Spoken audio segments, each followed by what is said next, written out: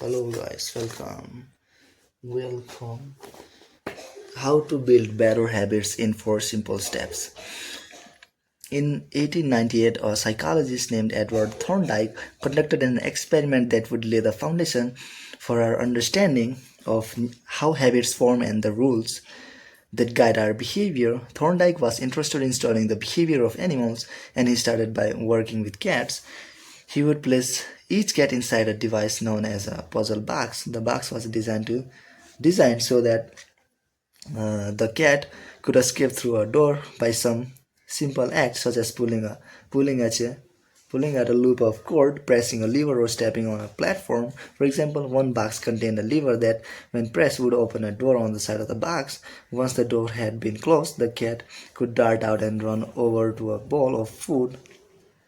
Most cats wanted to escape as soon as they were placed inside the box. They would poke their nose into the corners, stick their paws through openings, and claw at loose objects. After a few minutes of exploration, the cats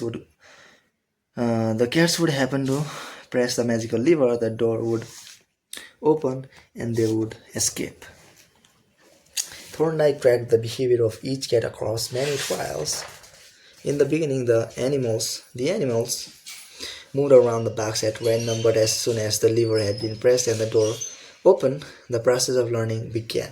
Gradually, each cat learned to associate the action of pressing a lever with the reward of escaping the box and getting to the food. After 20 to 30 trials, this behavior becomes so automatic and habitual that the cat could escape within a few seconds. For example, Thorndike noted cat 12 took the following times to perform the act: 160 seconds, 30 seconds, 90 seconds, 16, 15, 28, 20, 30, 22, 11, 15, 20, 12, 10, 14, 10, 8, 8, 8, 5, 10, 8, 6, 6, 7.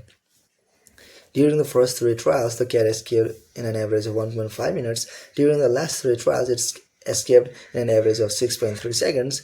With practice, each cat made fewer errors and their actions became quicker and more automatic.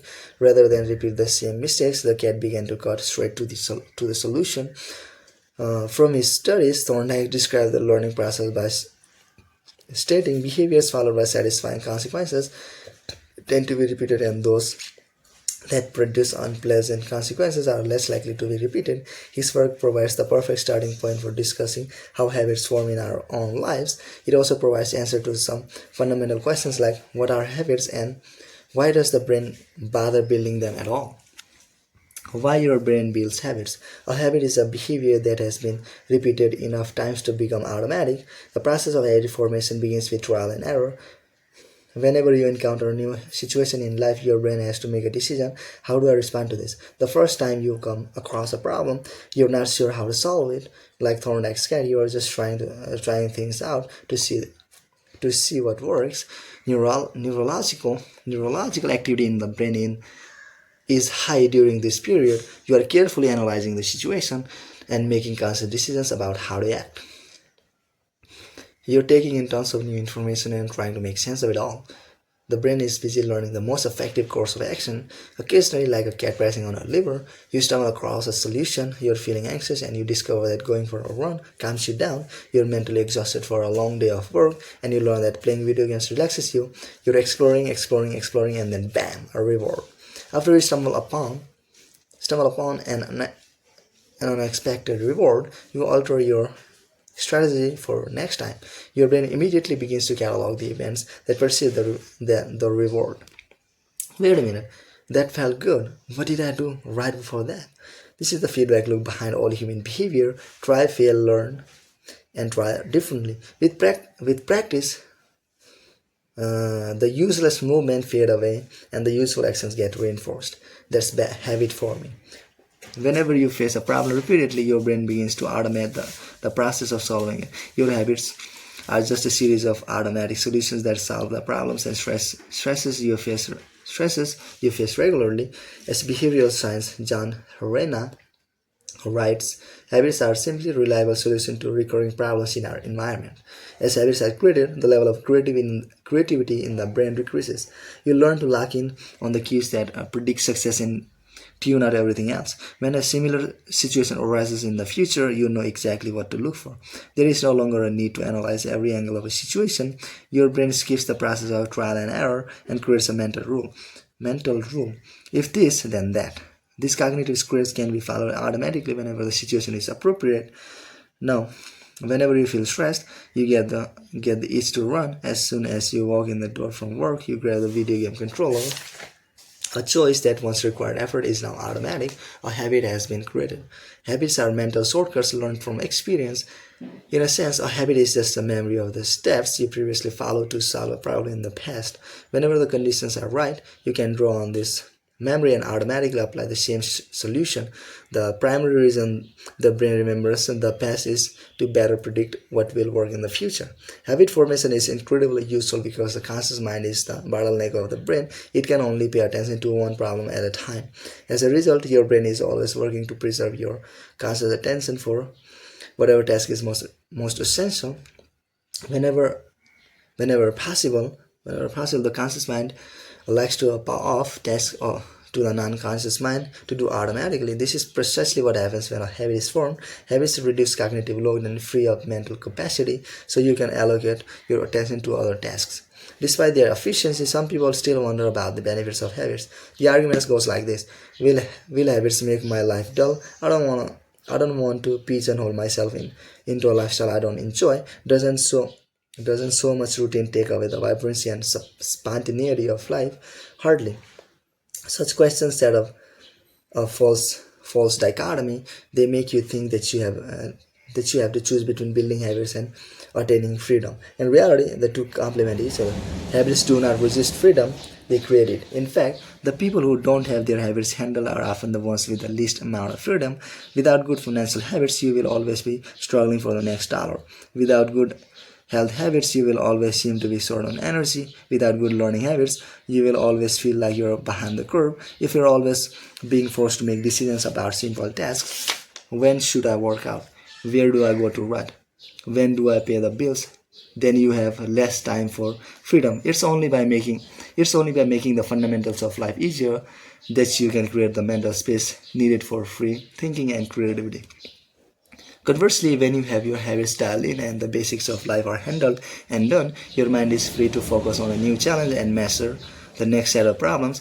Building habits is the present allows you to do more of what you want in the future.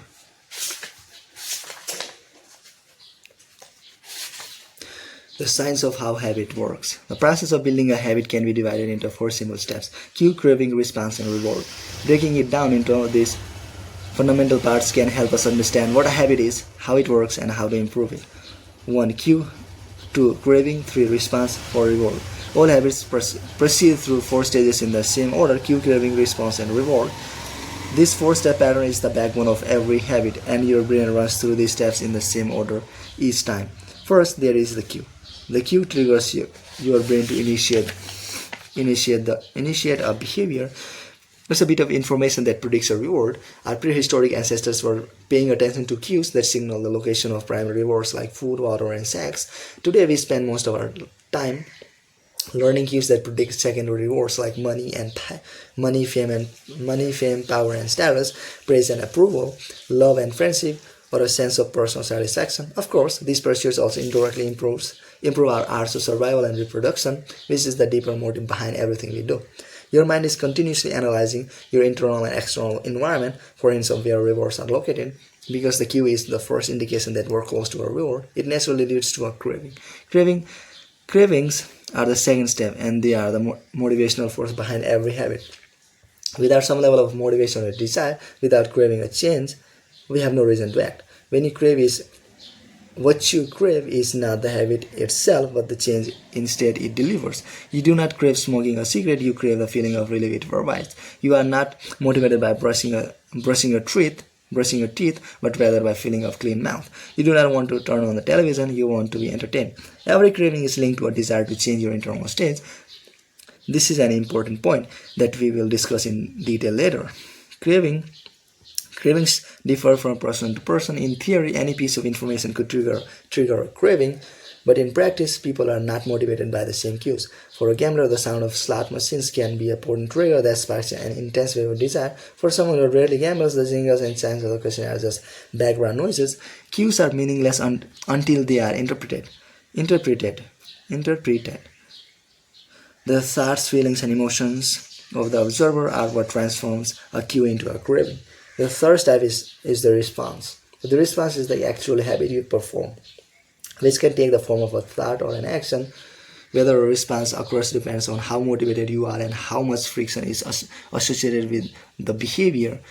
If a particular action requires more physical or mental effort than you are willing to expend, then you won't do it. Your response also depends on your ability. It sounds simple, but a habit can occur only if you are capable of doing it.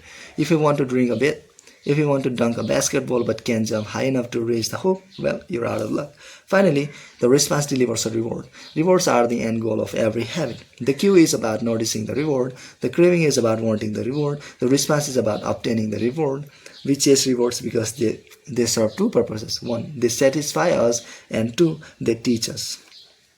The first purpose of rewards is to satisfy your cravings. Yes, rewards provide benefits on their own. Food and water delivers the energy you need to survive. Getting a promotion brings more money and respect. Getting in shape improves your health and your dating prospects. But the more immediate benefit is that rewards satisfy your craving to eat or to gain status or to win approval. At least for a moment, rewards deliver contentment and relief from craving.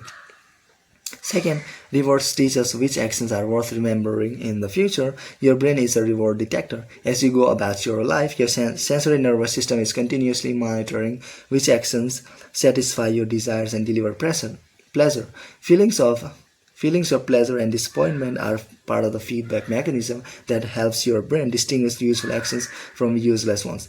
Rewards close the feedback loop and complete the habit cycle. If a behavior is insufficient in any of the four stages, it will not become a habit. Eliminate the cue and your habit will never start. Reduce the craving and you won't experience enough motivation to act. Make the behavior difficult and you won't be able to do it. And if the reward fails to satisfy your desire, then you'll have no reason to do it again. In the future. Without the first three steps, a behavior will not occur. Without all four, a behavior will not be repeated. Okay, so that's it, guys. See you tomorrow. That's it, guys.